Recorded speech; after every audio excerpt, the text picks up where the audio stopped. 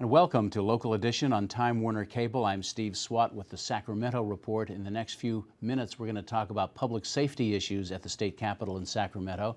My guest is Reggie Jones-Sawyer, a member of the State Assembly from South Los Angeles. Thanks very much for being with us. My pleasure. You know, it's interesting. Over the last 20 years, crime in California is down something like 53%. Violent crime is down. Property crime is down over the last 30 years significantly.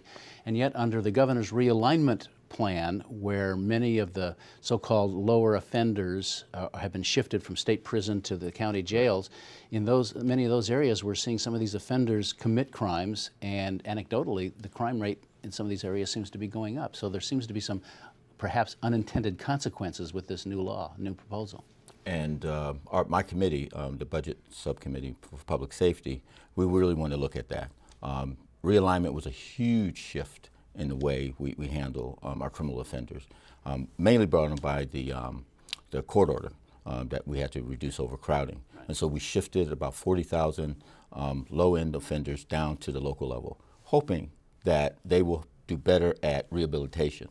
The jury's out of how effective that is. And so what we're asking from probation officers, from CDCR, the California Department of Corrections and Rehabilitation, what has happened? What's going on? Let's see some numbers. Give us some best practices. What didn't work? What's not working at all? And then take all those best practices and then improve the realignment system. Because at the end of the day, realignment is here, and we need to make sure that it works for everyone. And I know some studies are just now sort of starting to find out, are we talking about anecdotal evidence about increasing crime, or is there a real problem with realignment?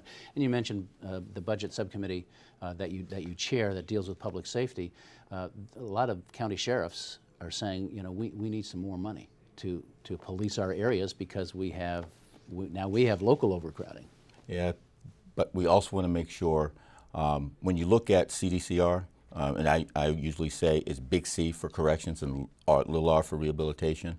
The main reason we send them down to the local level is so that we just don't house them and then release them, house them and release them. That's a bankrupt system. We need to come up with programs that with mental health, drug addiction help, educational help. A lot of these individuals can't read at the high school level. They don't have a GRD. We need to be able to train them in a whole plethora of different skills so that when they leave the system, they stay out and become productive members of society. Otherwise, this system that we have will grow and grow and grow, and that's not an investment. That's definitely a bankrupt system. And I suppose we should take a step back and say the reason that this whole program came into being is because the Supreme Court said our prisons are so overcrowded. I mean, they were built to house 80,000, and at one point they were housing 140,000. Correct. And we were told we have to do something with those inmates, either let them go or move them down to the counties, but still some in the counties are being let go early. Right, and we've reduced them. Right now there's a debate between the governor and the judicial system. I used to do property management for the city of LA. I used to build police stations, fire stations, and there's sometimes a national average of what a police station should be, how many cops should be there, what should be the size of the chief captain's office on down to the local patrol person. I think with rehabilitation, now the discussion is what is the appropriate number of inmates per cell? What is that square footage? What makes sense? And I think that's what they're debating right now. The judges have their own idea what it should be, and the governor's now saying, you know what, we think we're at that level and we're safe. All right. Well, Assemblyman Jones-Sawyer, thanks very much for coming by talking about this important issue. Good luck with your budget subcommittee. Yes. We appreciate it. Thank you. And thanks to our viewers for watching Local Edition on Time Warner Cable. A reminder, you can see this and similar interviews on My Government on Demand, also on YouTube. I'm Steve Swatt. Have a great day.